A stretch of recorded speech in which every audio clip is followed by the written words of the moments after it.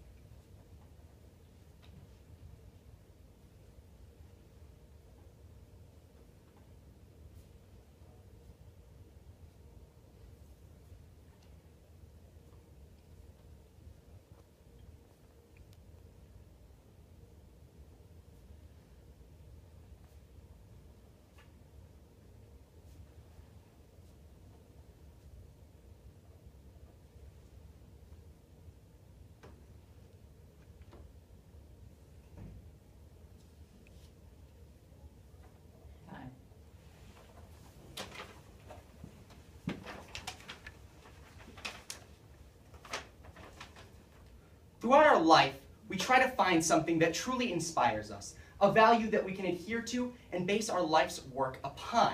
These values occur in many different forms, be it nobility or even humility. And this quest is addressed today in the quotation by J.D. Salinger from The Catcher in the Rye.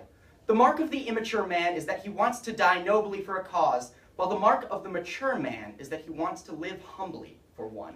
And I must agree with what Salinger is trying to say.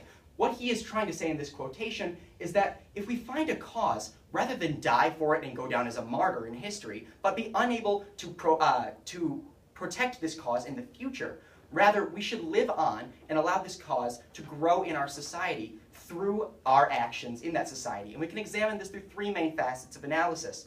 Firstly, Achilles from Greek mythology. Secondly, the protagonist Katniss Everdeen from the Hunger Games trilogy. And lastly, the play The Last Lifeboat.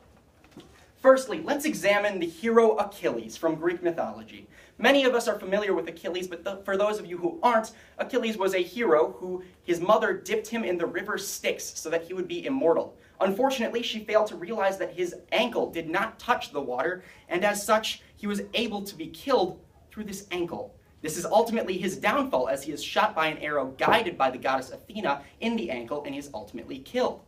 When Homer visits Achilles in the Odyssey, Achilles says that he would rather have lived than have died, which is contrary to what he had said before his death. He had stated that he would rather die a hero because this is the most honorable death. But in the underworld, he sees things a different way. He realizes that he can no longer have any influence upon the real world now that he is dead. Rather, he would prefer to go back to the land of the living so that he could influence his people on a more grand scale. Similarly, but not entirely because she's not dead, Katniss Everdeen, the protagonist from the Hunger Games trilogy. Teens all over the world are familiar with Katniss because she is a relatable figure. She is a teen in which her entire world seems against her, and in fact, it is. She is thrust into an arena in which she is forced to kill other teens for the entertainment of the upper class, something all teens relate to. At the end of the day, however, Katniss is brought into something larger than herself. She is forced to act as the figurehead for a rebellion that she does not necessarily want to be a part of. Why doesn't she want to be a part of this? Because it does not fit her beliefs. She recognizes that as the leader of this grand organization, she could be killed in the line of combat, and she does not want this fate. Rather, she would prefer to go back to the small life that she lived, because those values were more appeasing to her, rather than the heroic grand scale of being the figurehead of a massive rebellion. She did not want that, and as such, she regrets her decision to be this figurehead for the remainder of the trilogy.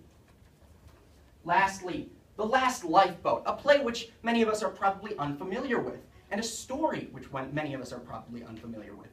We all hear about the Titanic because Leonardo DiCaprio and Kate Winslet were stranded upon a board and Leo was forced to drown. But we forget about J. Ismay, the owner of the Titanic and the White Star Line with which it was launched from. J. Ismay was on board the Titanic when it sank, but unlike most line heads, he did not go down with the ship. Rather, he took the last lifeboat and managed to escape to safety. Why did he do this? Many people criticized him for this choice. It was customary for the head to go down with the ship. But J. Ismay saw things differently. He realized that he would be unable to better his life and better his society if he went down with the ship. He would not be able to honor those that had died in the horrible accident if he were to go down with the ship. And as such, he made a choice that made him a controversial figure to many, but ultimately justified his own views on a grand scale. Having examined these three entities, Achilles, Katniss Everdeen, and Jay Ismay, we can see that ultimately values occur in many different shapes and forms, be it a Greek hero who's invulnerable except for his ankle, a teen in which the whole world is against her, or the head of the White Star Line refusing to go down with his ship. But at the end of the day, J.D. Salinger is correct when he says, the mark of the immature man is that he wants to die nobly for a cause, while the mark of the mature man is that he wants to live humbly for one.